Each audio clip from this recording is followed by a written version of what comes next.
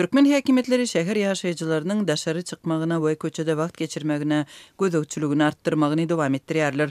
Aşgabatda köp gatly ýaşaýyş çaýlarynyň ilaty howlularda we girelgeleriň öňünde öňden bäri bar bolan oturguşlaryň aýrylýanlygyny bilip galdy. Soňky günler paýtagtyň dürli böleklerinde skameyka uzyn oturguşlarynyň birden aýrylmagynyň sebäplerine häkimetler tarapyndan anyk düşündürüş berilmedi.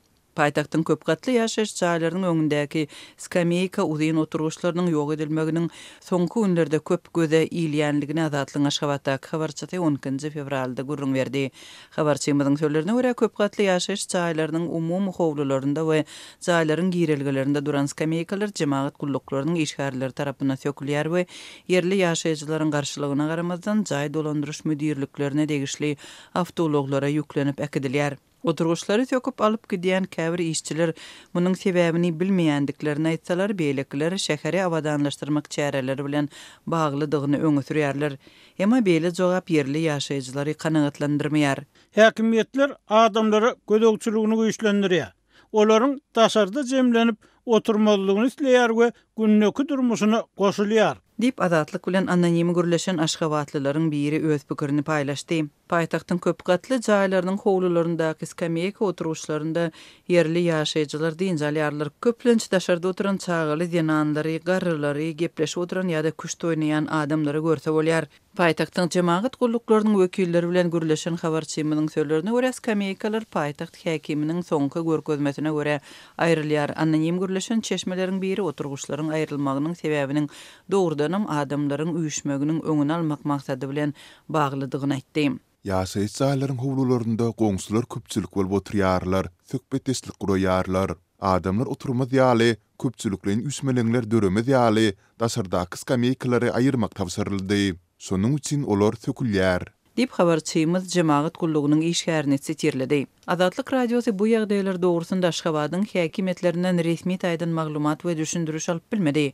Paýtagtdaky soňky çäreler ýurt häkimetleriniň ilaty gözegçiligi güýçlendiren wagtyna gabat geldi.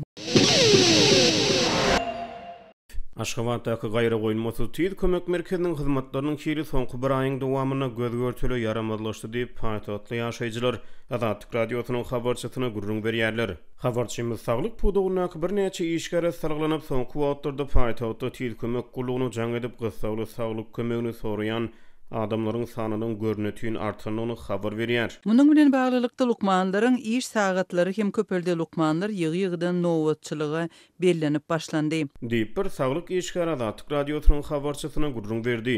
Yerli ýaşaýjylar gaýra goýulmasy tüýd kömek merkezine diňe agyr hastalaryň telefon jaňlarynyň, meselem ýürek damyr şikaýetleri bilen ýüz tutýan näsawlaryň şikaýetleriniň ileri tutulýanyny aýdýarlar. Tez kömek gullugyna jaň eden wagtynda telefon jaňa jogap berýän nowatçy lukman näsagyň şikaýeti bilen gyzyklanýar.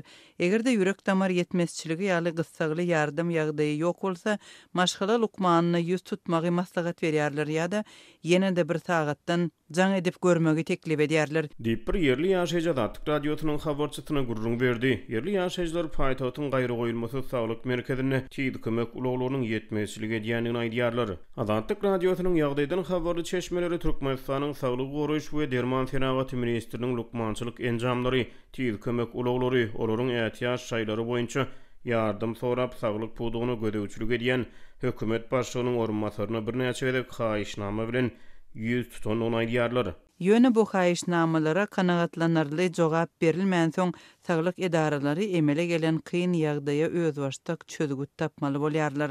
Diýip Azatlyk radiosynyň habarçysy çeşmelere salgylanyar.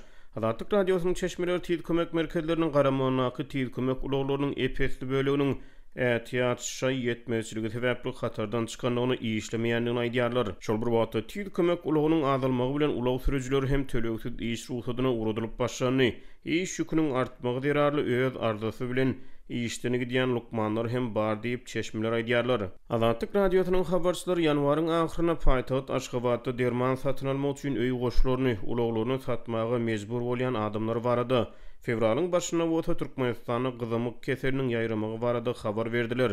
Şeýle-de ýanwaryň ortalaryna Türkmenistanyň dürli sebäplerine dümew keseli ýitileşdi. Aşgabatyň gaýra goýulmasy tüýd kömek merkezi 2014-nji ýylda açylyp ulanmagy berildi. Döwlet medeniýet 2022-nji ýylyň martyna lukmançylyk enjamlaryny bermek arkaly Türkmenistanyň saglyk goruýuş ulgamyny kämilleşdirmek maksatnamatynyň çäklerini satyn alynan lukmançylyk enjamlarynyň bu saglyk edarasyna gowşurylyny habar berdi. Awgust aýyny Türkmenistanyň halkara hyzmatdaşlary şol sana bütün dünýä saglyk guramasynyň baş edarasy, bütün dünýä saglyk guramasynyň Ýewropa edarasy we türkmen wekilleri Aşgabatda duşuşyp gaýra goýulmasy lukmançylyk kömegi toparlarynyň kuwatyny güýçlendirmegi maksat etdiler. Türkmenistana hususan sebäplerde gysgaly lukmançylyk kömegini bermegiň mümkinçilikleri çäkli bolmagyny galýar. Azatlyk radiosy gysgaly lukmançylyk kömeginiň Aşgabatdaky ýagdaýy boýunça gaýra goýulmasy tîl kömek merkezinden tesbir alyp bilmedi. Ermenistan terhetde 4 eskeriniň öldürilendigini aýdýar. Baku özüniň öz alanlygyny öňe sürýär. Ermenistanyň Gorunmak Ministrligi Azerbaýjanyň ýaraglyk güýçleriniň 13 fevral güni ýerden iki ýurduň terhetiniň günerto böleginde bolan atışyk hadisasyny 4 ermeni eskerini öldürüp ýene bir eskeri yaralandygyny aýtdy. Ministrlik 13 fevralda aýry-aýrylykda çap eden iki beýanatyna Azerbaýjanyň ýaraglyk güýçleriniň 1 saat 5:30-da ermeni harbalarynyň Süýnük welaýatynyň Nerkin-Xan owasynyň uğruna ýerleşýän pozisiýalaryna garşy od açyp iki eskeri öldürendigini aýtdy. Soňra ölenleriň sanynyň 4-e ýetenligi, bir eskeriň bolsa yaralananlygy habar berildi.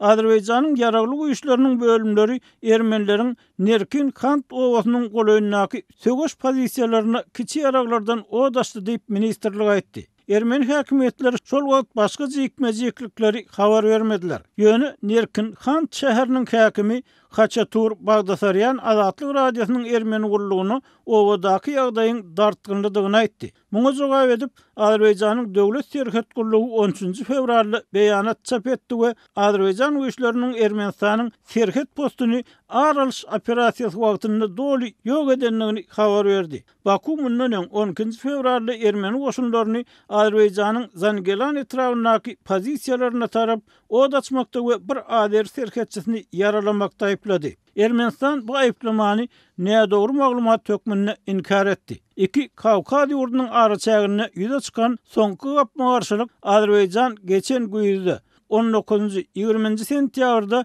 24 saat dowam eden harby hüjümde bölünip aýrylan Dağlı Qarabağ sebätiniň gödökçüligini gaýtadan eli alaly bäri bolan ilkinji atışyk hadisasy boldy. Azerbaýjan Dağlı Qarabağy ele geçirenden soň 100 000-den gowrak etnik ermeni bu sebäti terk etdi we olaryň ýaşan ýerleri tassdan çolaryp galdy. 2 aýdan gowrak wagt bäri hiç bir tarap terhediň beýleki tarapyndan ok atlandygyny aýtmandy. Ermenistanyň we Azerbaýjanyň ýokary derejeli resmileri geçen aýyň aýagyna iki goňşunyň arasyndaky terhet çäkleriniň keskitlenmegi barada göni gepleşip geçirdi. Bu mesele iki ýurduň arasynda giňerimli parahatçylyk şertnamasyny baglaşmagyň esasy päsgelçiligi hasaplanýar. Ermenistan bilen Azerbaýjan özleriniň iki ýurduň arasynda dören 10 ýyllyk duşmançylygy soňlajak parahatçylyk şertnamasyna gol çekmäge taýýardyklaryny aýtdylar. Ýöne olaryň ikisi hem birek güýregi bu alalaşygyň gazanylmagyna aýak bagy bolmakda aýplady.